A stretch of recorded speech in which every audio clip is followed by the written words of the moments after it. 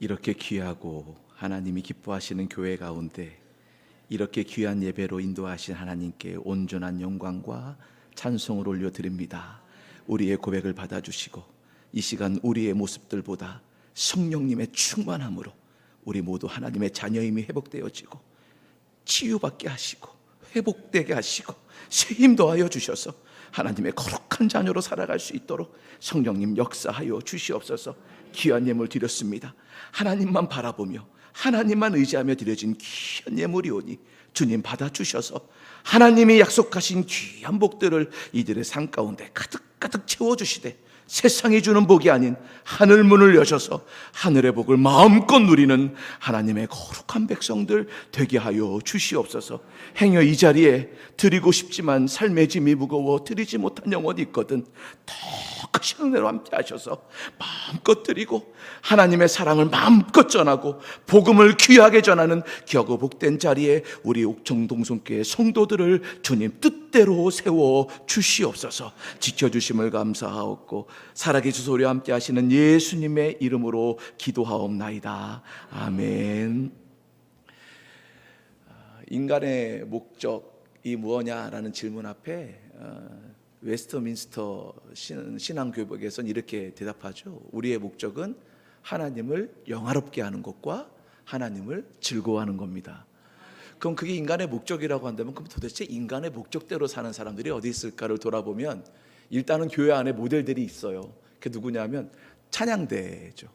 지금 찬양을 하는데 표정들은 마스크 때문에 제가 뒤만 보여서 얼굴은 볼 수 없었지만 여기 뒤에서 볼 때 여러분이 찬양할 때 이 어깨가 살짝 움직이는 것들을 볼 때 저들은 지금 즐거워하고 있다.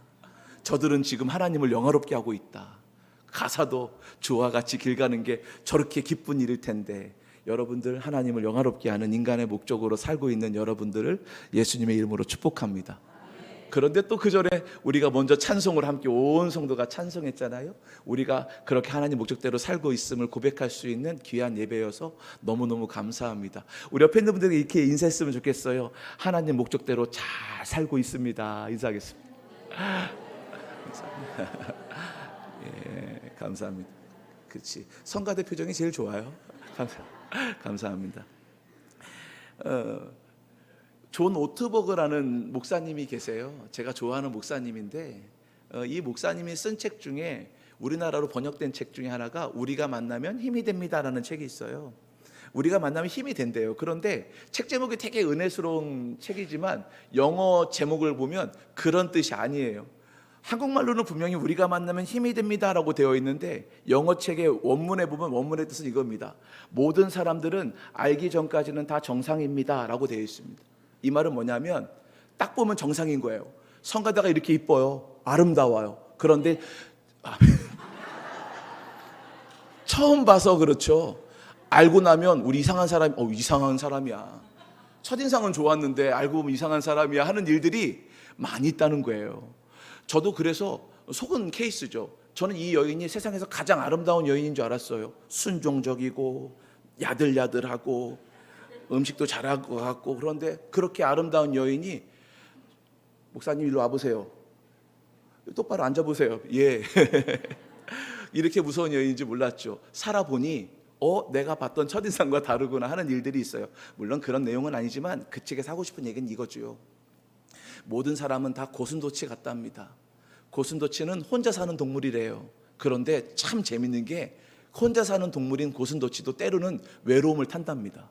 그래서 동족을 찾아 나선다죠. 그리고는 동료를 만납니다.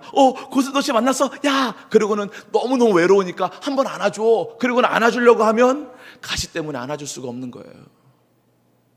그래서 이 목사님이 존 오트버그 목사님이 우리가 만나면 힘이 됩니다라는 책에서 첫 번째 챕터에 고슴도치 딜레마라는 내용에서 무엇을 말하는가 하면 자기가 미국에 사는데 미국에 있는 고슴도치의 이 털을 세봤더니 보통 한 3만 개의 털이 있답니다. 가시가 있다죠. 그래서 그 책에는 이렇게 말합니다.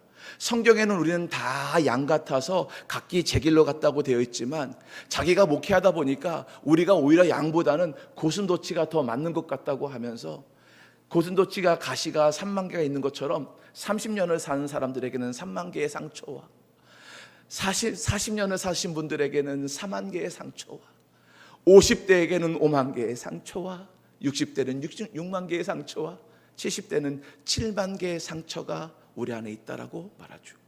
그런데 이 상처는 누군가를 만나서 서로 안아주고 서로 울어주고 서로 기뻐해줘야 되는데, 안아주고 싶은데 상처, 가시가 있어서 안아줄 수가 없는 거예요. 그게 우리 존재라는 거죠. 우리는 답이 없는 거예요. 여러분, 우리는 답 없어요. 아무리 애를 써보셔요, 답이 없어요.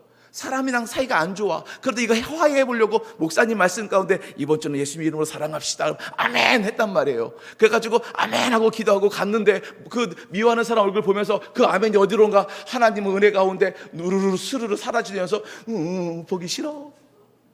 그럴 때 있지 않습니까? 저는 그럴 때가 있어요.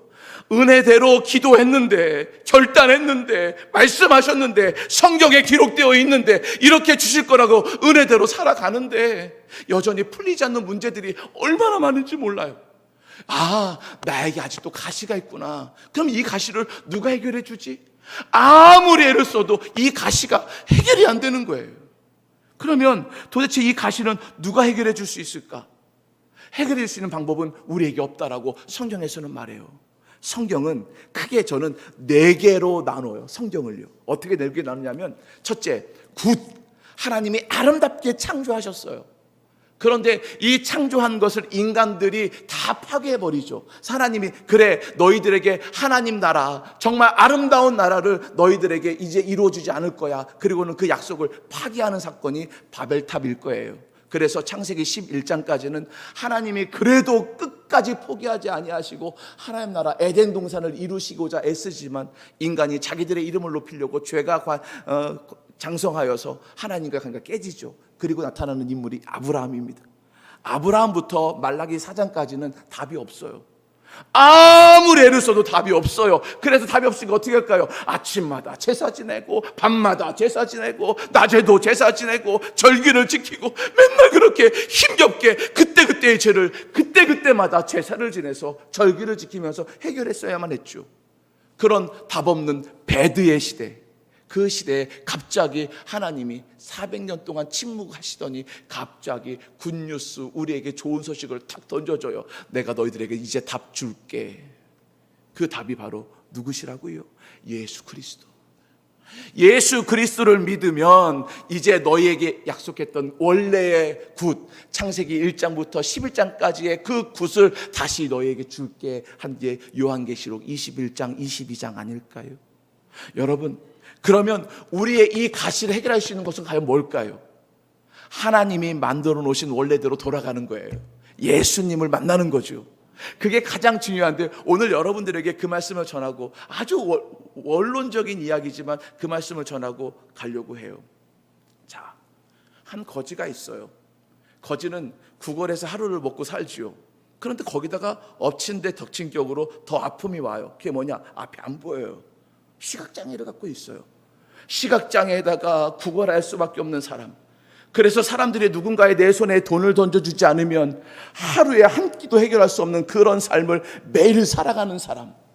그래서 사람들이 이 사람을 거지라고, 이 사람을 장애인이라고 소외시키고 밀어넣었던 그 사람.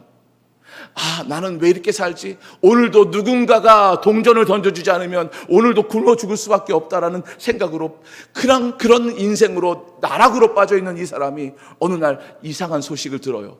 야, 예수님 만나면 모든 것 해결해 줄 수 있대. 예수님 만나면 살 수 있대. 정말?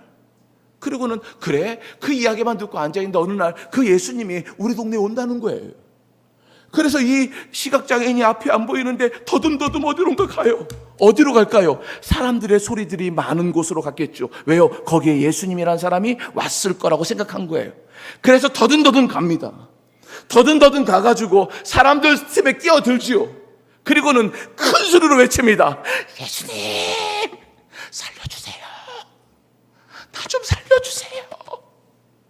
소리를 지르죠. 그때 사람들이, 너 왜 여기에서 너같이 더럽고 냄새나는 놈이 왜 여기 있느냐? 너는 너 있는 대로 꺼져버려라고 소리를 지르죠. 평상시 같았으면요, 맞아, 내 주제에 어떻게 여기를 와. 그리고는 자기 자리로 돌아갔어야 될 이 사람이 마가복음 10장 48절에 더 큰 소리로 외쳤답니다. 더 큰 소리로, 예수님 살려주세요. 나 좀 어떻게 좀 해주세요. 그 순간 이 사람은 사람이 안 보이는 거예요. 환경이 안 보이는 거예요. 아무것도 안 보이는 거예요. 오직 예수님만 바라보는 거예요. 그래서 그 사람이 오늘 하나님의 사랑으로 예수님을 만났고 치유받았고 다시 주님 앞에 서게 되는 사람의 이야기가 우리가 알고 있는 바디메오 이야기예요. 저는 사실 오촌 동성교회 이 집회에 말씀을 전하라는 담임 목사님 말씀을 듣고 사실 고민했어요. 괜히 대답했다. 안 가는 게 낫다. 솔직하게 말하는 거예요. 안 가는 게 낫다. 왜일까요? 첫째, 제가 여러분의 담임 목사님에 대한 소문을 익히 들었어요. 훌륭한 목사님 교회는 가면 안 돼요. 왜냐하면 좋은 꼴을 먹고 있는 성도들에게 괜히 갔다가 나만 이상해지고 돌아오는 경우가 간혹 있어요. 이 교회가 그럴 거다라는 생각이 들었어요. 그리고 예전에 만났던 사람들 기억 30명 정도 같이 저 얼굴 아시는 분들 있죠. 제가 그때 기억나세요? 제가 그랬어요. 저는 이 교회에 강의하러 왔는데 강의하는 것보다 여러분들로 말미암아 은혜 받는 게 더 많습니다. 저 은혜 받으러 옵니다. 기억나세요? 이런 교회에 내가 와서 말씀을 전한다? 이건 불가능한 거야. 안 가는, 전화를 드릴까 말까 드릴까 말까. 목사님에 대한 좋은 인격적이고 좋은 소문, 또 좋은 후배들에게 귀감이 되는 좋은 목사님이신 걸 너무나 잘 알고 있어서 이거 어떻게 하면 좋을까? 그렇다 기도하는데요. 어제 오후에 본당에서 무릎 꿇어 기도하는데 그냥 눈물이 나는 거예요. 그냥 눈물이 나요. 야, 네가 하냐? 성령님이 하는데, 성령의 역사인데. 이제 기도하기는 김영동 목사야, 너는 십자가 뒤로 가면 돼. 너 가서 다른 거 하지 말고 예수님 이야기, 복음 이야기, 성령의 이야기, 하나님 말씀만 잘 전하고 그냥 도망오면 돼. 제가 그 은혜로 이 자리에 섰어요. 사실은 되게 두렵고 떨리는 마음이 있어요. 제가 유학 중에 멘토 목사님께 질문했죠. 목사님, 저 설교 잘하는 목사가 되고 싶어요. 설교 어떻게 하면 잘할 수 있어요? 물어봤죠. 그랬더니 그 미국 목사님이 찰스 크래프트 박사님인데 저한테 그러더라고요. 김 목사, 내가 알려줄 테니까 밥 사. 미국 사람도 그러더라고요. 그래서 알겠습니다. 그 밥을 샀어요. 밥을 사가지고 교수님, 설교 어떻게 하면 잘할 수 있어요? 그랬더니 다 맛있게 드시더니 이거 너무 비밀이어서 밥 한 번 더 사. 그래서 밥을 그 다음 주에 약속을 잡아가지고 밥을 또 사드렸어요. 그리고는 맛있게 먹고는 이제 드디어 이제 용기를 내서 펜하고 메모지를 들고 만났죠. 교수님, 이제 대답해 주세요. 그랬더니 한다는 말씀이 한참 고민하더니, 근데 말이요, 나 코리안 푸드 먹고 싶어. 한국 음식 먹고 싶어. 한 번 더 사. 그래가지고 LA에 있는 한인 식당에 가가지고 밥을 사드렸어요. 아유, 맛있게 드시더라고요. 머리가 조금 벗겨지신 목사님인데 땀을 얼마나 흘리지, 맵다고 막 하면서 맛있게 드시더니 알려주세요. 그랬더니 알았어, 오늘은 진짜 알려줄게. 준비됐지? 예. 설교 잘하려면 잘 들어 하면서 뜸을 한참을 들이시면서 이렇게 말씀하세요. 김 목사, 설교를 듣는 사람들 사랑하면 되지. 또요, 다야. 그게 다야. 예, 알겠습니다. 저는 그래서 지금도 설교할 때 처음 뵙는 분이지만 정말 민망하지만 이렇게 인사합니다. 성도 여러분, 사랑합니다. 처음 뵙지만 사랑합니다. 남자끼리지만 사랑합니다. 왜인고 하면 우리의 사랑은 사람과 사람이 사랑하는 것이 아니라 예수님 안에서 사랑할 수 있다는 것을 알려주셨죠. 우리는 고스도치 같아서 우리끼리는 나눌 수 없어요. 우리 가운데 예수님이 계시면 우리 모두는 나눌 수 있어요. 옆에 있는 분들에게 인사할까요? 예수님 안에서 사랑합니다. 자, 이 말씀은 결국 이거예요. 모든 사람들은 사람과 사람을 바라보잖아요. 사람과 사람을 바라보는데 이것 때문에 문제가 해결이 안 되는 거예요. 왜냐하면 죄와 죄가 부딪히잖아요. 그래서 내가 잘 살 수 있는 방법은 뭐냐면 하나님 말씀에 의하면 너는 내 말 안에 거하랍니다. 하나님 말씀 안에 거하랍니다. 그러면서 뭐라고 말씀하시냐면 너 안에 나를 둬라. 네 안에 나를 둬라. 나도 네 안에 들어갈게 라고 말합니다. 이게 뭔 말인지 몰랐어요. 이게 도대체 무슨 말이지? 이해가 되질 않아요. 어떻게 예수님이 내 안에 들어오고 내가 예수님 안에 들어갈까? 이게 이해가 안 돼요. 물론 목사님은 조직신학 박사님이시니까 더 잘 알겠지만 저는 그 분야가 아니니까 모르겠더라고요. 그래서 고민했어요. 기도했어요. 이게 뭘까? 방법을 찾았어요. 내가 이 사람을 사랑할 수 있는 방법은 내가 이 사람을 안 보는 순간 사랑할 수 있어요. 어떻게 할까요? 이 사람을 하나님 보면 돼요. 저는 하나님 보면 돼요. 내가 저 사람을 보는 게 아니라 저 사람은 하나님 보고 나도 하나님 보면 돼요. 그러면 하나님 안에서 저 사람이 다르게 보이기 시작하더라고요. 내가 볼 때는 사람이지만 하나님 보고 하나님 안에서 저 사람을 보니까 하나님을 통해서 보게 되니까 하나님 마음으로 보게 되는 거예요. 그러니까 옆에 있는 사람이 어떤 사람이냐? 못생긴 사람, 못생긴 사람이 아니라 이런 사람이 아니라 어떤 사람으로요? 하나님이 사랑하는 사람으로, 하나님이 귀하게 역사하는 사람으로, 하나님의 섭리가 이루어지는 사람으로 보여지기 시작하더라고요. 이거구나. 주님이 내 안에, 내가 주님 안에 있다는 게 이거구나. 여러분, 이제부터 성도를 볼 때 사람으로 보면 안 돼요. 우리는 각자가 예수님 보면 돼요. 예수님 보는 사람들끼리 예수님 안에서 사람을 보게 되면 상황이 바뀌어요. 내 아이가 바뀌고요, 남편이 바뀌고 아내가 바뀌어요, 목사님이 바뀌고 성도가 바뀔 거예요. 전혀 다른 사람으로 보일 거예요. 왜요? 우리 안에 예수님이 계시니까요. 그럼 예수님이 계시면 어떻게 된다고요? 예수님은 말씀이래요. 빛이시래요. 그분이 내 안에 계시면 내가 진리를 갖고 있으니까 어떻게 될까요?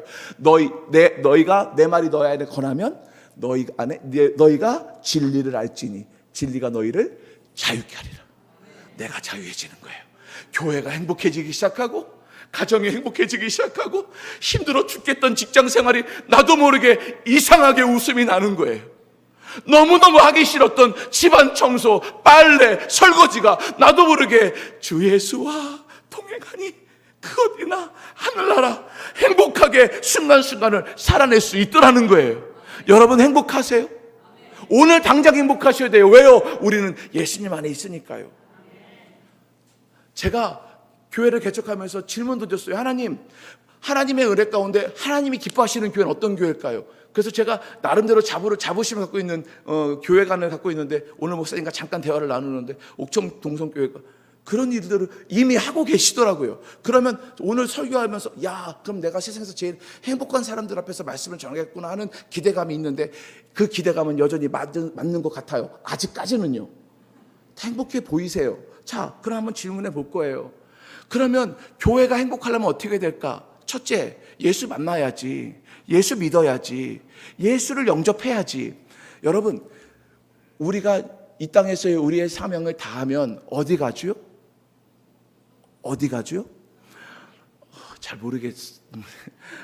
어디 가냐면 천국에 가요. 자, 그러면 천국은 어떻게 들어가요? 천국은 어떻게 들어갈까요? 예수 믿으면 갈 수 있어요. 그건 믿으면 가는 거고요. 어떻게 해요? 방법이요. How to. 어떻게 들어갈 거예요? 천국에 들어가려면 방법은요. 뭘 물어? 문 열고 들어가겠지. 문 열고 들어가겠죠. 천국문 열고 들어가겠죠. 그러면 그 문은 어떻게 열까요? 열쇠가 있어야 될 거예요. 그러면 그 열쇠가 성도들에게 내 손 안에 열쇠가 쥐어져 있느냐 없느냐가 우리의 삶의 전부를 결정할 수 있는 요건이 될 거예요. 그러면 이 열쇠는 누구한테 있느냐는 거죠. 예수님이 말씀하십니다. 너희는 나를 누구라 하느냐? 그랬더니 베드로가 예수님은 살아계신 하나님의 아들이시오 그리스도이십니다. 순서가 바뀌었죠? 그리스도시요 살아계신 하나님의 아들이십니다. 예수님이 뭐라고 그래요? 야, 너 너무너무 귀하게 고백했네. 그런데 말이야 베드로야, 그 고백 네가 한 거 아니야. 하나님이 너로 하여금 하게 하신 거야. 여러분, 우리가 할 수 있는 일은 없더라고요. 저도 목회하면서 참 제가 하는 게 하나도 없어요. 한 게 하나도 없어요. 돌아보니까. 그런데 돌아보니 나는 한 게 하나도 없는데 하나님이 나로 하여금 하게 하시는 일들이 있더라고요. 하나님이 하시는 것. 그런데 결국 예수님이 그에게 말하면서 네가 그렇게 고백했으니까 네 이름 반석 위에 내가 천국 열쇠 줄게 했어요. 그러면 천국 열쇠 누가 갖고 있는 걸까요? 주는 그리스도시요 하나님의 살아계신 하나님의 아들이십니다라는 믿음의 고백이 있는 자에게 천국 열쇠가 있는 거예요. 그럼 여러분에게 질문할게요. 여러분 천국 열쇠 갖고 계세요? 역시 다르네요. 그러면 내가 천국 열쇠를 갖고 있어요. 자, 이제 들어갈 때 정해졌어요. 천국에 들어가야 됩니다. 하나님 나라랍니다. 그러면 하나님 나라는 어떤 게 하나님 나라일까요?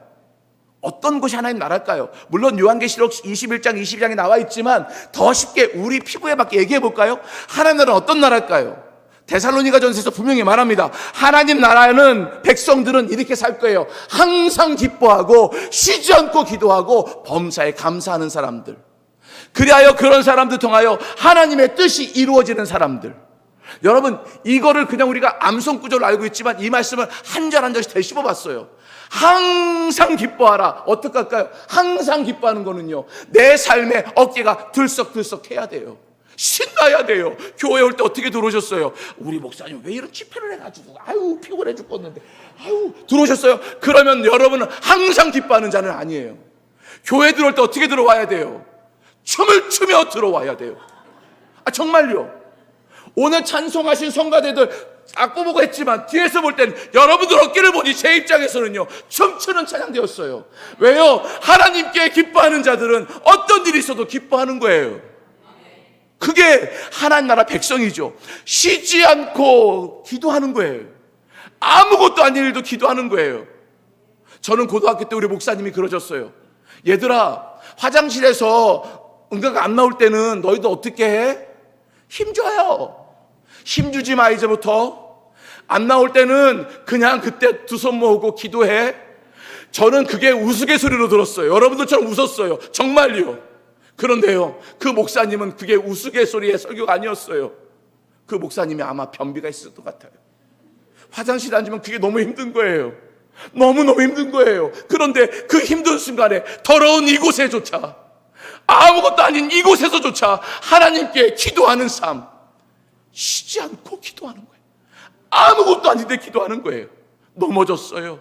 누가 실수했어요. 성도에 대한 이야기를 들었어요. 좋지 않은 소문을 들었어요.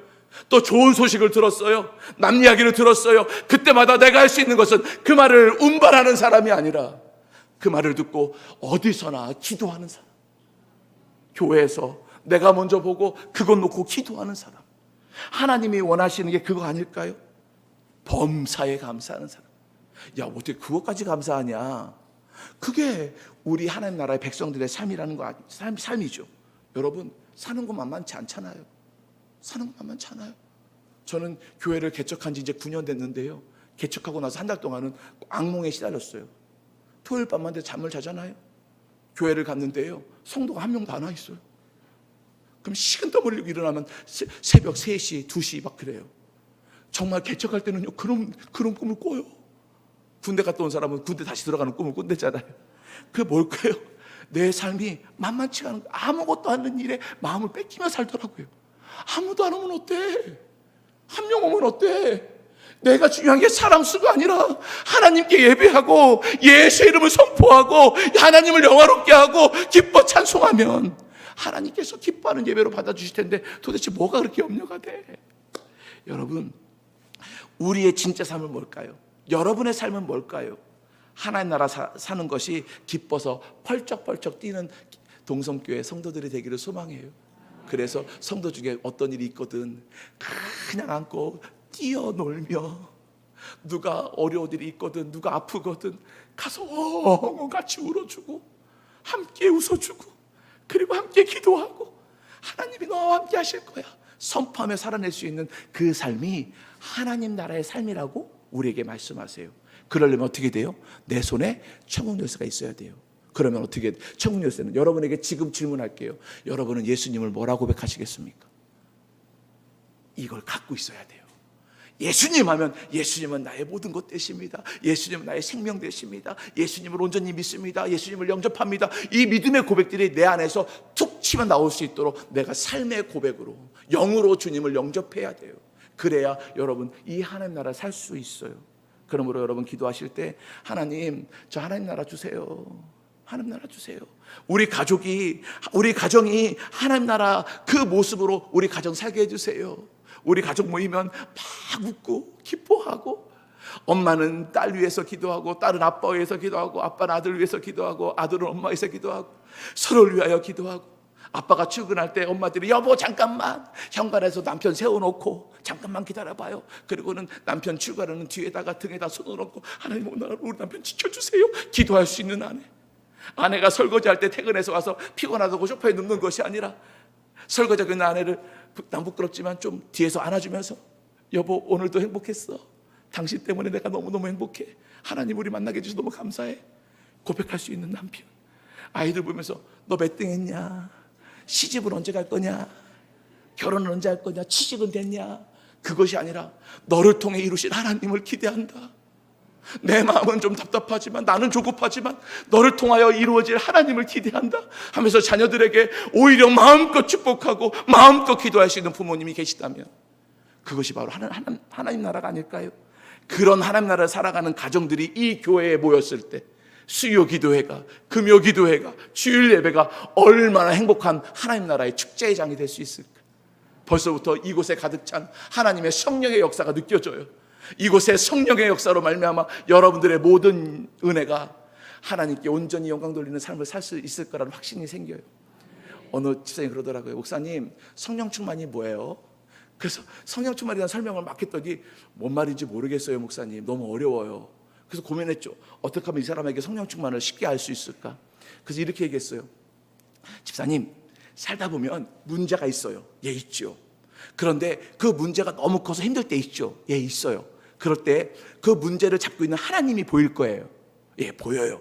그럼 하나님만 보면요, 하나님이 점점점 커질 거예요. 맞아요, 목사님.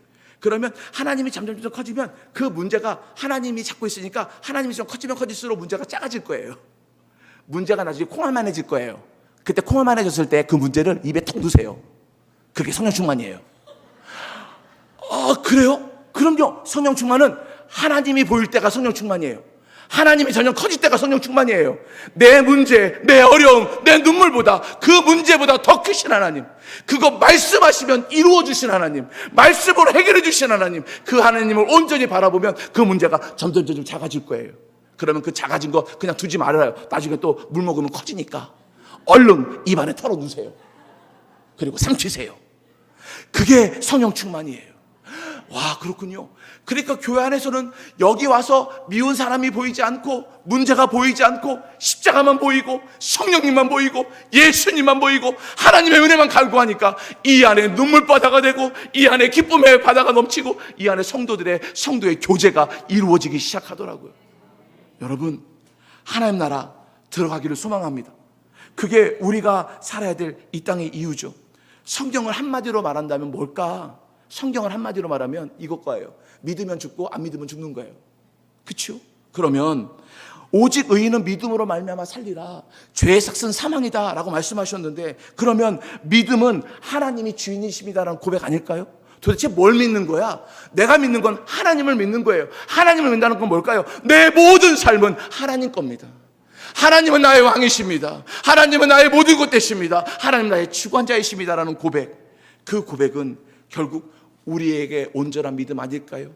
그런데 여전히 우리 안에 아니야, 하나님의 자리는 내가 앉을 거야, 내가 왕이야, 여전히 십자가에서 죽지 않고 여전히 내가 살아서 십자가로 죽고 예수로 같이 살아야 된다는 말을 망각하고 여전히 나는 살아서 예수님보다 하나님보다 내 마음이 더 중요하고 내 생각이 더 중요하고 내 감정이 중요해서 하나님의 말씀이 있든 말든 사람들을 흘기고 미워하고 좌절하고 슬퍼하고 소외하고 소외당하고 그렇게 살아가고 있다면 오늘 여러분에게 그 하나님의 놀라운 역사로 말미암아 맞습니다, 하나님은 나의 왕이십니다 고백하기를 소망합니다. 한 번은 유학 중에 운전하고 가는데요, 익두스 알잖아요. 차 뒤에 붙이는 물고기 마크가 있는데 꼬리가 하나가 부러진 거예요. 아들이, 5살 먹은 아들이, 아빠 왜? 저 꼬리 하나 떨어졌다. 아유, 하나 샀지. 저걸 달고 다니냐? 그러면서 그러게 말이다 하고는 운전하고 가는데 그 차가 신호등에 걸린 거예요. 그래서 우리 차가 뒤에 딱 붙어서 봤더니 글쎄 물고기 꼬리가 하나 없는데 안에 뭐라 써 있냐면 익두스가 아니라 사탄이라고 써 있어요. 사탄교를 믿는 사람이에요. 미국엔 사탄교가 있어요.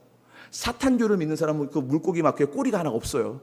그리고 안에 사탄이라고 써 있는데요, 사탄교는 저는 가보지 못했어요. 가보고 싶은 생각도 없고 가봐야 될 이유도 없지만 그래도 누가 그러더라고요. 사탄교의 그 경전에 보면 1장 1절이 그거래요. 네 인생의 주인공은 너야. 요즘 젊은 노래 주인공은 나야 나 하잖아요. 그게 사탄이 우리에게 유혹하는 말이라는 거예요. 우리의 주인공은 내가 아니라 하나님이셔야 하는데, 내 주인공이 나니까 하나님의 자리에 내가 앉아서 하나님이 하실 일을 내가 하니까 하나님이 혼내키시고 하나님이 심판하시고 하나님이 위로하시고 하나님이 세워주시고 하나님이 잘못한 자들을 내쫓고 하나님이 잘못된 악인들을 내쫓아야 될 일들을 내가 하나님 자리에서 사람들을 미워하고 사람들을 평가하고 사람들을 판단하고 사람들을 밀어내는 일을 내가 하고 있으니 내가 얼마나 삶이 피곤할까요? 하나님이 하실 일을 내가 하니까요. 여러분, 우리가 해야 할 일은 하나님이 나의 왕이십니다 고백하고 내려오는 거예요. 그러면 우리는 전지전능하신 하나님이 우리의 삶을 만져주실 거예요. 비행기 조종은 비행기 조종사만 할 수 있어요. 비행기 조종사한테 가서 제가 조종사가 한번 앉아봤거든요. 제가 아주 굉장히 절친한 집사님이 9.11 테러 이전에 비행기 조종사가 됐어요, 대한항공에서. 그래서 제가 신혼여행을 간다니까 일부러 자기가 원래 해외 제일 큰 비행기를 운전하시는 기장님이었는데 저 때문에 그 우리 전도사님 결혼한다고 몰래 깜짝 쇼로 자원해가지고 제주도 비행기를 자기가 운전을 하고 오신 거예요, 대한항공에서. 그리고는 탔는데 마침 옆에 아는 목사님이 결혼해가지고 왔다고 사진을 찍고 막 그랬더니 스튜디오에서 여기서 이러시면 안 됩니다. 그래서 아이고 죄송합니다. 너무 반가운 사람 만나서 막 그러고 이따 떠들다가 비행기가 출발할 때 있는데 뜨자마자 방송에 나오는 거예요. 김영덕 씨, 문현주 씨 손 드세요. 그러는 우리 제 사모가 이름이 문현주거든요. 방송에 나온 거예요, 저 이름이. 그러니까 그 사진 찍은 것 때문에 이거 욕먹겠다 이거. 그래서 손 들지 마. 우리 이름이 누군지 어떻게 알아? 가만히 있어. 그러면 가만히. 이거는 거짓말을 못해 싫어해. 옆에 사람이 있었으니까. 그런데 방송이 또 나와. 김영덕 씨, 문현주 씨 손 드세요. 가만히 있었어요. 그랬더니 스트레스 오더라고요. 오더니 인사를 하더니 김영덕 씨 맞죠? 예. 문현주 씨 맞죠? 예. 일어나세요. 아이 그 사진 좀 찍을 수 있지. 에이, 죄송합니다. 일어나세요. 일어났어요. 짐 다 드세요. 어머니 사진다 옥돔을 그 왜 플라스틱 박스로 6개를 사가지고 거기다 실어놓은 그걸 들고 앞에 끌려갔어요. 사람들이 쳐다보고 저 사람들 저 부부 저거 아이고 저것도 큰일 났다. 끌려가더니 맨 앞까지 가더니 조종석에 문을 열고 딱 들어가니까 집사님이 전도사님 깜짝 쇼 하면서 조종석 뒤에 앉히더니 옆에 있는 분이 감리교 권사님이시라는데 우리 전사님에서 한번 저기 선물 하나 드릴게요. 그래서 자 오른쪽으로 비행기로 우 뒤에서는 멀미막하고 우리는 선물을 받았어요. 저 죄송한데요, 제가 운전 30년 경력인데 제가 운전해보면 안 될까요? 라고 말하는 사람이 있다면 저 목회 그만해야 돼요. 정신이 문제가 있는 사람이죠. 아무리 운전을 40년 했어도 비행기 조종은 비행기 조종사가 할 수 있어요. 내가 할 수 있는 게 아니에요. 내가 운전을 아무리 잘해도 비행기 조종석에는 앉을 수 없어요. 하나님이 우리를 인도하실 때에는 하나님만 우리의 삶을 인도하실 수 있어요. 내가 아무리 능력 있고 내가 아무리 잘난다 할지라도 하나님의 일들을 우리가 감당할 수 없는 것처럼 하나님께 온전히 맡길 수 있는 삶. 저는 살아오면서 하나님의 채워주심 많이 갖고 있죠. 하나님이 나의 삶. 저는 그래서 여기 있는 어머니, 아버지들, 할머니들 너무 좋아해요. 저는 고등학교 때도 잘 말 안 들었거든요. 그냥 착한 학생이었을 뿐이었죠. 근데 어느 날 새벽에 나가는데 방에서 뭔 소리가 나요. 미닫이 문이잖아요. 옛날에는 드르륵 미는 문. 요만큼 열려있길래 이렇게 봤더니 우리 할머니가, 돌아가신 우리 할머니가 성경책을 딱, 옛날에 그 빨간색으로 된 거 새로 읽는 성경책 그거 딱 펴놓으시고 그 새벽에 이 노인네가 기도하는데 하나님 우리 손주 지켜달라고 그 새벽에 혼자 방에서 눈물 흘려 기도하시는데 제가 움직일 수가 없는 거예요. 그 할머니의 기도, 그 기도 때문에 제가 이 자리에 있는지도 모르겠어요. 여러분, 여러분의 기도로 누군가의 인생을 바꿀 수 있어요. 여러분의 기도로 누군가에게 하나님의 역사가 이루어지는 놀라운 은혜를 바라볼 수 있다면 오늘 이 예배는 여러분 인생의 최고의 예배가 돼야 돼요. 여러분들의 기도가 그 누구의 인생을 뒤집어 놓을 수도 있어요. 하나님의 역사로 이끌어낼 수 있어요. 그래서 오늘 이 밤 여러분들이 중보해야 돼요. 자녀를 위해서 기도해야 되고 성도를 위해서 기도해야 되고 목사님 위해서 기도해 드려야 돼요. 그래야 우리를 통해서 하나님의 역사가 일어나겠죠. 베드로가 이렇게 밤에 있는데 예수님은 어디론가 없어지셨어요? 기도하러 가셨어요? 제자들끼리 있는데 밤 사경이라고 했어요. 제일 깜깜한 시간에 배가 막 풍랑이 막 난리가 났어요. 죽게 됐어요. 무서워요. 그런 상황 속에서 저기 누군가가 있어요. 제자들이 얘기하죠. 유령이다. 왜요? 우리 생각에는 바다에 서 있는 사람은 없어요. 유령밖에요. 유령이다 그래요. 그때 베드로만 유일하게 말하죠. 주여 그럽니다. 베드로가 주여 그럽니다. 그러니까 예수님이 너 어떻게 나 알아봤어? 했겠죠. 베드로가 이렇게 얘기합니다. 주님이 오라 하시면 내가 가겠습니다. 베드로는 다혈질 사람이지만 주님께 물어보고 움직인 사람이에요.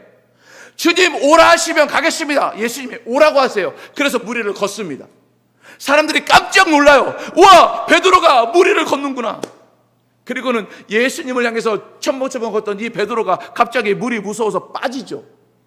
여러분, 우리의 인생의 영적인 상황이 똑같지 않나요? 예수님 믿고 잘 되는 것처럼 가요. 그런데 금방 시험에 당해요. 금방 넘어져요. 그런데 성경 보세요. 빠지자마자 예수님이 그의 손을 잡아줘요. 이게 은혜이지 않을까요? 그리고는 그를 데리고 배 위로 올라오죠.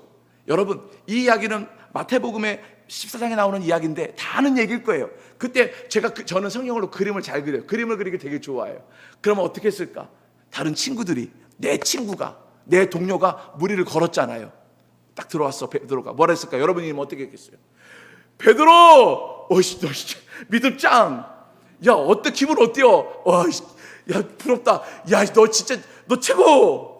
이게 맞아요. 이렇게 돼야 돼요. 그런데 성경 잘 보시면 마태복음 14장 33절에 뭐라고 되어 있냐면 베드로 멋있어. 베드로 멋진 것 같아. 이 고백은 한마디도 없고 그 배에 있는 사람들이 뭐라고 했는가 하면 그제서야 예수님이 하나님의 아들이심을 알았더라 그랬습니다. 베드로의 그 고백이, 베드로의 그 순종이 자기의 모습은 뒤로 하고 예수님이 드러나는 삶을 살았다는 이야기 아닐까요? 그렇다면 우리에게 삶은 그대로 드러나는 거죠. 뭘까요? 여러분을 통해서 예수님이 드러나면 돼요. 그게 우리의 삶의 목적이었으면 좋겠어요. 아담과 하와가 하나님의 아담을 흙으로 만드셨어요. 그리고 아담이 외로우니까 여자를 만드셨어요. 다 아는 얘기죠. 그런데 여자는 어떻게 만들었죠? 갈빗대를 뽑아서 만들었어요. 그래서 많은 사람들이 말하죠. 여성 신학자들이 가끔 여성들이 말하죠. 여자들은 남자보다 훨씬 우월하다고 얘기해요. 왠 줄 아세요? 남자는 흙인데 여자는 뼈로 만드는 거예요. 질이 다른 거예요. 애초부터. 그래서 여자가 훨씬 낫다고 얘기하는 여자 목사님들도 계세요. 근데 그 얘기는 웃으려고 하는 소리겠죠. 중요한 의미는 뭔지 아세요?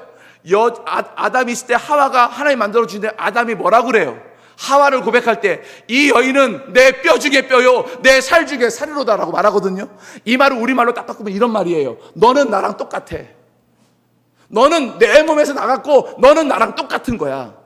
그래서 하나님이 천지를 창조할 때 가장 아름다운 건 너와 나는 같은 거야. 1 더하기 1은 1이야. 아내가 어쩌고 남자가 어떻고 애들 아니에요. 우리는 그냥 하나예요. 동성교회 성도들이 수백 명이 돼도 이 수백 명이 몇 명이야 라고 물어보면 우리는 하나예요. 이게 하나님 나라의 디자인이라는 거예요. 그래서 예수님께 묻죠. 예수님, 계명이 뭐예요? 2가지인데 첫째, 하나님을 사랑하는 것과 내 이웃을 사랑할 때 뭐라고요? 네 몸과 같이 사랑하라고 했어요. 그냥 사랑하는 게 아니라 네 몸과 같이. 그게 바로 하나님의 창조하신 것을 예수님이 말씀하신 거 아닐까요? 그러면 여러분, 우리는 이 땅을 통해서 아까 서두에 말씀드린 대로 하나님 안에서 우리가 하나됨을 고백해야 되고 그 고백 안에서 믿음으로 살아내야 돼요. 고린도전서에 이런 내용이 나와요. 고린도 교회가 막 힘들잖아요. 그랬더니 사도 바울이 편지를 쓰죠. 그리고는 맨 마지막 16장에 말합니다. 여러분, 제발 좀 부탁인데요. 여러분 좀 싸우지 마시고요. 믿음으로 강해졌으면 좋겠어요. 믿음으로 강해야 돼요. 그런데 믿음만 가지고는 안 돼요. 믿음 있다고 믿음 없는 사람들 막 뭐라고 하지 마세요. 너 기도하지 말라고 하지 마세요. 너 기도 안 해서 그래 이런 소리 하지 마세요. 믿음 있는 사람들은 더 믿음이 강해져야 될 텐데 그러려면 반드시 뭐가 필요하냐면 사랑이 있어야 돼요. 이 2가지를 말해요. 믿음과 사랑을 이야기해요. 근데 사람들이 그러죠. 그런 사람이 어디 있어? 그랬더니 사도 바울이 16장에 보시면 3사람을 소개해요. 첫 번째, 스데바나라는 사람을 만났는데요. 이 사람이 그 증인이에요. 이 사람이요, 제가 전도할 때 실패한 적이 있어요. 아테네에서 제가 전도하다 실패했거든요. 그래서 속이 상해가지고 아가야 지역으로 와가지고 아이고 나 이제 그만할래요 하나님. 나 속상해 죽겠어요 하고는 완전히 무너져 있을 때 하나님이 그에게 성령이 말씀해 주세요. 야, 언제 네 지혜 가지고 하라 했냐? 하나님의 은혜로 해야지 어째 왜 네 걸로 했냐? 그래서 그때 고린도서 2장 2절에 이런 고백을 해요. 내가 이제부터는 십자가 외에는 다른 것을 알지 않겠노라. 십자가 외에는 전하지 않겠노라 고백합니다. 그 고백을 다시 일어서려고 마음 먹고 있을 때 만난 사람이 스데바나예요. 스데바나가 그때 와가지고 복음을 전했더니 스데바나가 예수님을 믿어요. 믿는 것만이 아니라 그가 성도들을 섬기는 일을 했다고 심적이 나와 있어요. 그러니까 사도 바울이 이 사람은 내 첫 열매라고 말합니다. 이 사람이 내 증인이라는 거예요. 그 다음에 아굴라와 브리스길라 부부를 얘기하죠. 그때 똑같이 전도에 실패해서 왔을 때, 실망감에 있을 때, 패배감에 절었을 때 이 부부는 로마에서 추방당한 부부였어요. 추방당한 사람들, 실패한 바울, 아까 말한 고슴도치처럼 가시가 있는 사람끼리 모인 거예요. 이 사람들이 만나다 보니까 천막 짓는 일을 한다는 공통점을 찾고 같이 일을 하죠. 그리고 사도 바울이 한참 있다가 나는 떠나야 돼요, 전도해야 되거든요 할 때 이 부부가 우리도 갈게요 다 정리하고 따라 나섭니다. 그리고 천막 짓는 일을 여전히 하면서 그와 함께 사역하는 장면이 나와요. 여러분 잘 보셔요. 오청 동성교회에게 정말 원하는 하나님의 뜻이 뭘까요? 여러분들이 증인되기를 원하는 거예요. 여러분들을 통해서 예수님이 드러나는 거예요. 여러분들 통해서 하나님이 드러나는 거예요. 그럼 어떻게 될까요? 첫째, 여러분들 안에서 사랑해야 돼요. 근데 사랑하려면 이게 문제가 돼. 사랑이 잘 안 되거든요. 그래서 여러분들에게 오늘 이 8절 말씀을 하나님이 선물로 주셨는데 8절 말씀 뭐라 했어요? 다 같이 한번 읽어볼까요? 8절 오늘 본문 말씀 시작.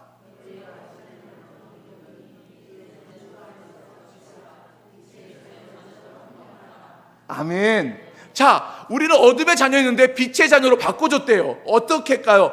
빛이 뭘까요? 예수님이 오신 거예요. 아까 말한 예수님이 내 안에 계시니까 내가 사람을 보는 것이 아니라 예수님을 통해서 볼 수밖에 없도록 만드셨고, 하나님조차 나를 보실 때 나를 보는 것이 아니라 예수님을 통해서 나를 보시는 거예요. 그래서 우리를 용납하시는 거예요. 여전히 연약하잖아요. 그런데 내가 예수님을 온전히 믿으면 하나님이 내 안에 예수님이 내 안에 계시니까 하나님이 예수님을 통해서 나를 보니 다 용납할 수밖에, 사랑으로 대해줄 수밖에. 그러면 여러분들이 이 교회 안에서 하나님의 놀라우신 사랑으로 이 빛의 자녀가 됐다면, 나를 그렇게 보신다면 여러분 옆에 있는 사람은 어떤 사람일까요? 옆에 있는 사람 한 번만 봤으면 좋겠어요. 얼굴 한번. 어떤 사람일까요?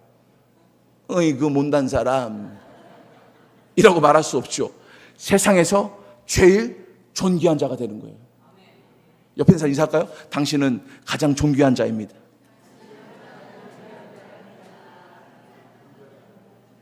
그러나 우리 교회랑 똑같아요. 올 때는 입니다 이렇게 하시더라고요. 우리 교회도 그렇더라고요. 우리 교회도, 여러분들 우리 교회도 있습니다 이러더라고요. 그래서 제가 연구했어요. 어떻게 하면 이 존귀함을 고백할 수 있을까 해서 연구한 게 있어요. 배웠어요. 자, 따라해 보세요. 이걸 이렇게 옆구리 팔꿈치를요 2번을 찔러야 돼요. 옆에 사람은 어이구 해보세요. 어이구 귀한 사람. 자, 시작. 어이구 귀한 사람. 이것만 회복하면 하나님 나라가 여기에 이루어지는 거예요. 왜요? 우리 안에는 예수님이 계시는 거니까. 우리 안에 하나님의 사랑이 계시는 거니까. 그래서 우리는 3가지 대결하면 돼요. 첫째, 진리 대결이요. 나는 하나님 말씀 안에 서 있습니다. 난 누가 뭐래도 하나님 말씀 외에는 하나님 말씀을 받아들이지 않겠습니다. 어떻게든 이 교회에서 하나님이 귀한 종 우리에게 목사님으로 세우셨으니 저분의 말씀을 온전히 붙겠습니다. 다른 데 가서 쓸데없는 곳에 가서 말씀 공부한다고 다니지 않겠습니다. 오로지 건강한 교회 안에서 건강한 목회자의 말씀을 따라 온전한 말씀 가운데 거하겠습니다. 진리 대결. 둘째, 충성 대결. 누구에게 충성할 거냐는 거죠.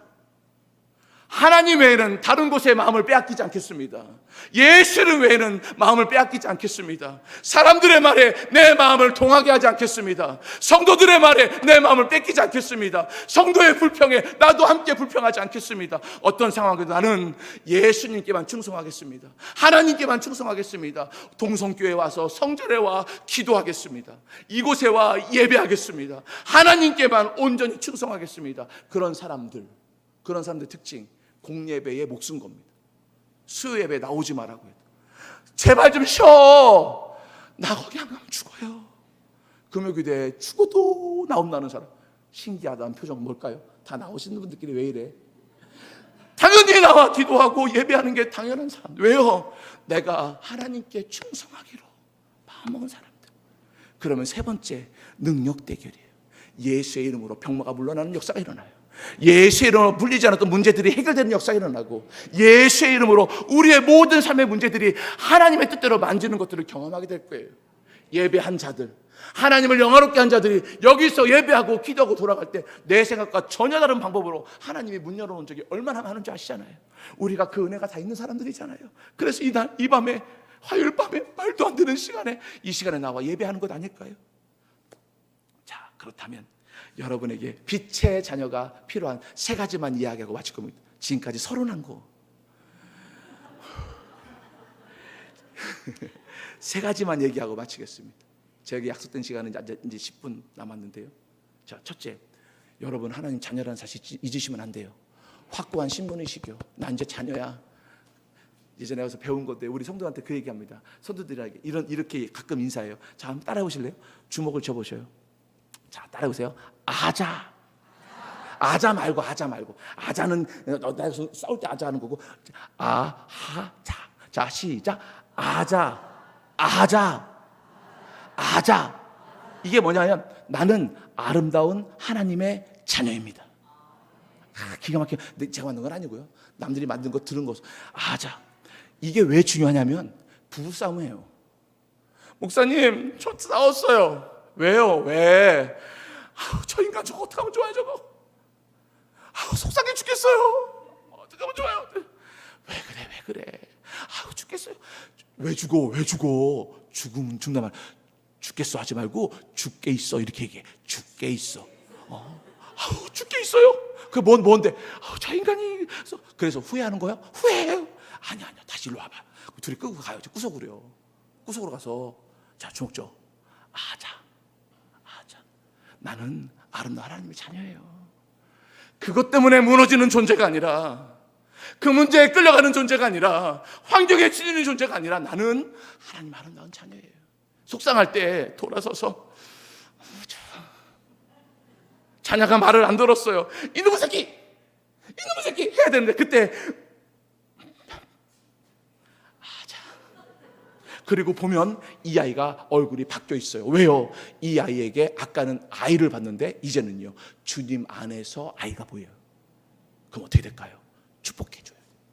확고한 신분이시고요. 여러분 하나님의 자녀예요. 절대 놓치면 안 돼요. 힘들다고 아이고 죽겠네 하지 마세요. 나는 아름다운 하나님의 자녀예요. 둘째, 아름다운 하나님의 자녀는 건강한 목표를 세워야 돼요. 저는 이 교회가 굉장한 역사로 잠깐 들었어요. 선교사님이 지은 교회고 선교를 세상에 말도 안 되게 하는 교회. 어떻게, 저도 어디 가서 우리 교회 선교 잘한다고 소문 이렇게 자랑하는 목사거든요. 저희는 선교헌금을 내면 일반 재정에 안 넣어요. 통장 안에 따로 만들어놨어요. 그래서 선교헌금은 일반 재에서 못 건드리게 해놨어요. 아예요. 이건 못 건드리는 돈이야. 절기헌금 못 건드려요. 신년헌금, 부활절헌금, 맥주 이거 따로 만들어놨어요. 통장을요. 재정부에서 절대 못 건드리게 따로 해놨어요. 이거는 뭐로 쓰냐면 선교만 써요. 선교, 국내 선교, 해외 선교. 그래서 저희가 9개 교회를 자랑스럽게 선교했습니다. 9년 된 교회에서요. 그래가지고 자랑스럽게 했는데 목사님이 주보를 주시는데 숫자 읽다가 10분 지났는데 정확하게 우리 기쁨의 교회에서 하는 것의 10배 이상을 여러분들이 감당하고 있다는 것은 여러분들이 잘해서 하는 것이 아니라 하나님이 여러분들에게 건강한 목표를 주신 거예요. 건강한 목표라는 건 뭘까요? 나 행복한 거야. 내가 행복해야 누군가에게 행복하라고 내가 헌금하고 누군가 행복하라고 내가 섬기는 거 아닐까요? 이 동성교회 성도들에게 하고 싶은 얘기는 여러분은 오늘 당장 행복해야 돼요. 내일의 행복을 위해서 오늘 희생하는 것이 아니라 오늘 당장 행복해야 돼요. 그래서 오늘을 살아갈 때 내가 건강한 목표를 가지고 하나님의 나라를 위해서 내가 헌신할 때 여러분을 통해서 놀라운 역사가 일어나요. 우리 교회 성도들 중에 힘겹게 사는 분들이 있어요. 마트에서 밤에 일하시는 집사님이 계세요. 집사님 많이 힘드시죠? 낮과 밤이 바뀌었으니까 얼마나 힘들어요. 힘드시죠? 예, 힘들어요 목사님. 힘든데요 버틸 수 있어요. 왜요? 저에게는 목표가 있어요. 뭔데요? 나중에 아실 거예요. 밤에 가면 밤 10시부터 일을 하시거든요. 그럼 그 다음날 7시까지 일을 해요. 밤에. 그 주인이 없잖아요. 주인이 물론 우리 교회 피터 장로님이 얘기하지만 주인이 없어요. 내 마음이잖아요. 뭐 하는 줄 아세요? 엄청 큰 마트에서 찬송가를 틀어버려요. 밤새도록 찬송가가 나와요. 그러면 오는 사람들이 여기 뭐 찬송가가 들려? 그 찬송가로 등록한 가정이 지난달에 생겼어요. 이런 교회라면 내 교회 가보겠다. 여러분 뭐예요? 나는 내 삶 속에서 나는 하나님 찬송하는 거, 하나님 찬송하는 거. 여러분의 삶은 어떨까요? 여러분의 삶에서 내가 건강한 목표를 한번 세워보세요. 다 다를 거예요. 자, 마지막이에요. 세 번째, 하나님으로부터 빛의 공급을 받아야 돼요. 마지막이니까 성경 한 구절을 찾아볼 거예요. 이사야 40장 31절이에요. 이사야 40장 31절이요.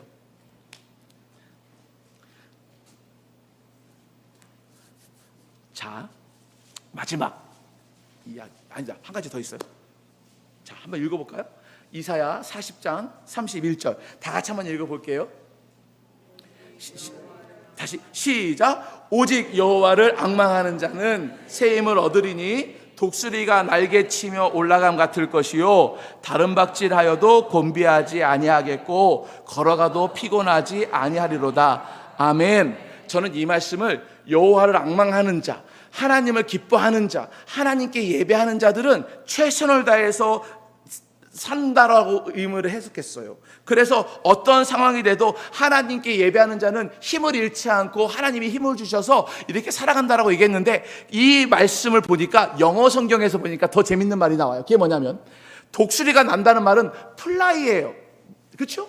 날아야 돼요.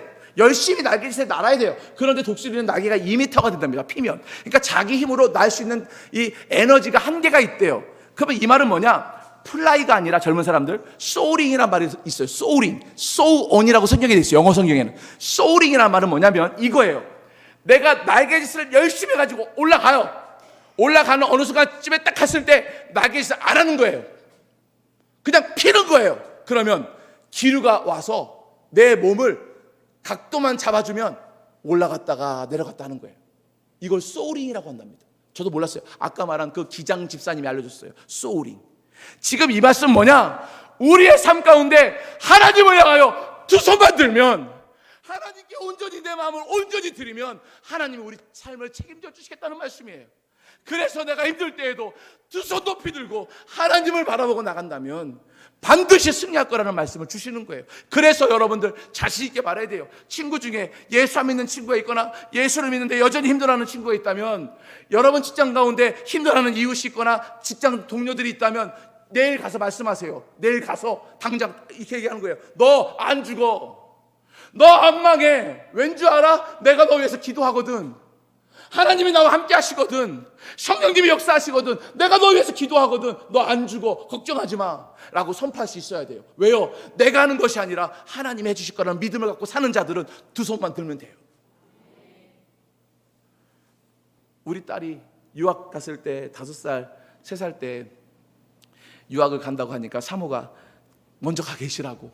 사모가 학교에 있었는데 자기가 연구년을 이렇게 신청을 하면 보내줄 수 있으니까 당신 먼저 가서 있으면 곧바로 한두 주에 따라오겠다고.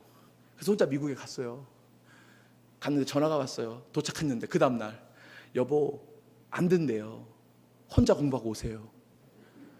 작전인 거예요. 걸렸어요. 얻어 걸린 거예요. 사모한테. 그래서 혼자 공부했어요. 5살, 3살 먹은 딸과 아이는 집에 있고요. 얼마나 보고 싶어요. 전화하는데요. 얘네들 어리가 뭘 알아요. 전화기 공중전화에서 아빠 힘내세요. 우리가 있잖아요. 부르면요. 오열을 해요. 길에서. 그리고 전화 끊고 나면 뒤에 학생들이 저를 구경하려고 얼마나 많이 서 있는 줄 아세요?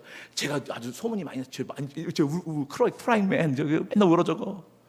그리고 선교사님들이랑 모여가지고 밥 먹을 때 그 카페테리아에서 모여가지고 우리 그냥 밥 먹지 말고 그래도 명색이 선교사님들인데 우리 공부하러 멀리까지 왔으니 기도하고 먹읍시다.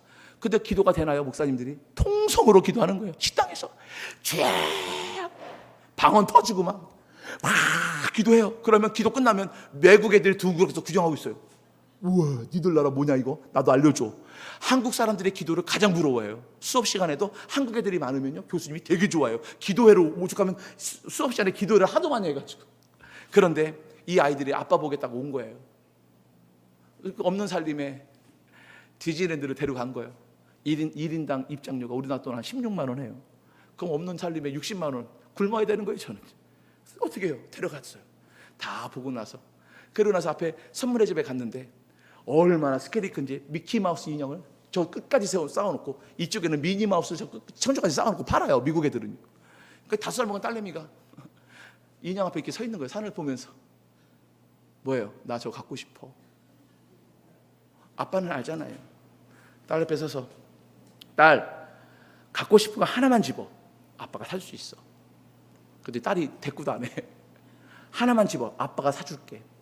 그러니까 이 아이가 5살 먹은 여자아이가 아빠 한번 보고 인형 보고 아빠 한번 보고 인형을 보더니 제 손을 딱 잡아요. 근데 어디론가 저를 끌고 가요. 어디 가는데 저쪽에 탱탱볼을 집어요. 아빠 나 이거 사주세요. 아빠는 이 아이가 원하는 게 뭔지 알잖아요. 이 아이가 아빠가 돈이 없는 것 같아요. 아빠가 늘 입 밖으로 우리는 돈 없어 하니까 이 아이는 이거 살 수 없는 걸 안 거예요. 5살 먹은 여자아이가 말이죠. 그리고는 300원짜리도 안 되는 탱탱볼을 짚고 이거 갖고 싶다고 얘기하는 그 마음을, 애비의 마음을 어떻게 봐요? 힘으로 뺏었어요. 이거 말고 너 갖고 싶은 거 있잖아. 아니 아빠 이거면 돼요. 쓸데없는 소리 하지 마. 놓고는 애를 지지지지 끌고 갔어요. 그리고는 그 인형을 잡아줬죠. 그걸 짚고 안아. 69불 99, 7만 원. 그걸 안고 아이가 얼마나 행복하는지 몰라요. 얼마나 행복해하는지 몰라요.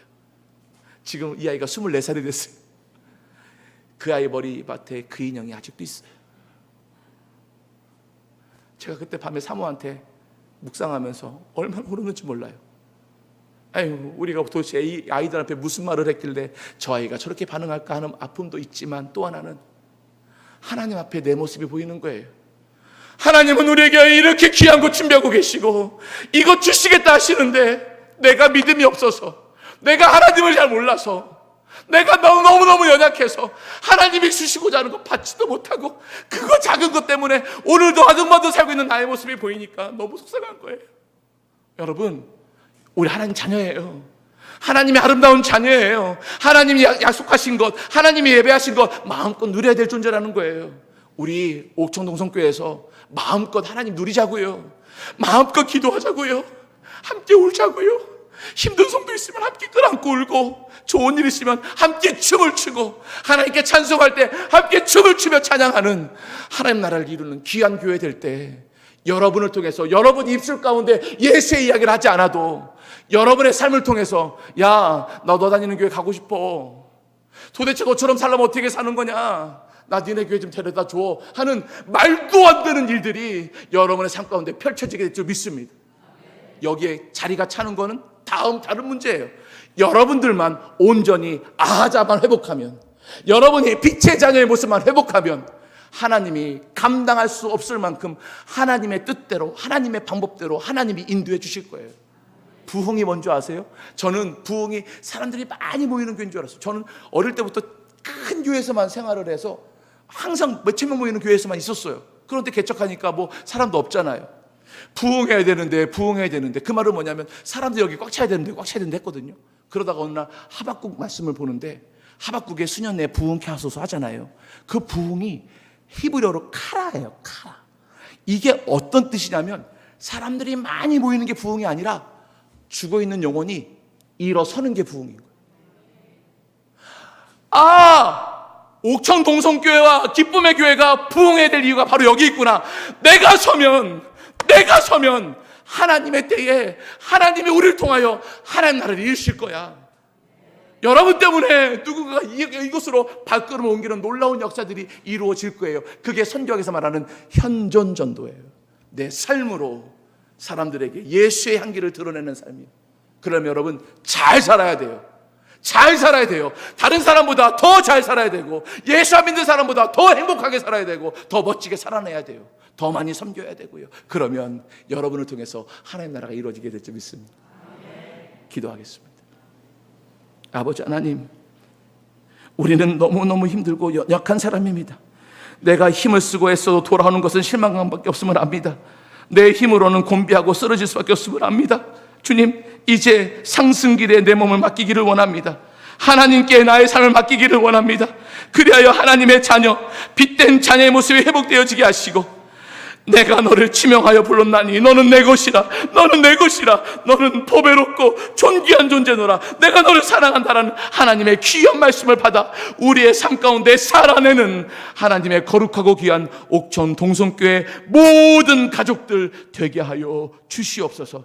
담임 목사님으로 말미암아 하나 되게 하시고 같은 곳 바라보게 하시고 예수님 바라보게 하셔서 이 땅의 그 어떤 곳보다도 하나님 안에서 온전한 믿음으로 기쁨을 누리며 쉬지 않는 기도로 범사에 감사하는 기쁨의 놀라운 주님의 믿음 공동체가 될 수 있도록, 고백 공동체가 될 수 있도록 성령님 역사하여 주시옵소서.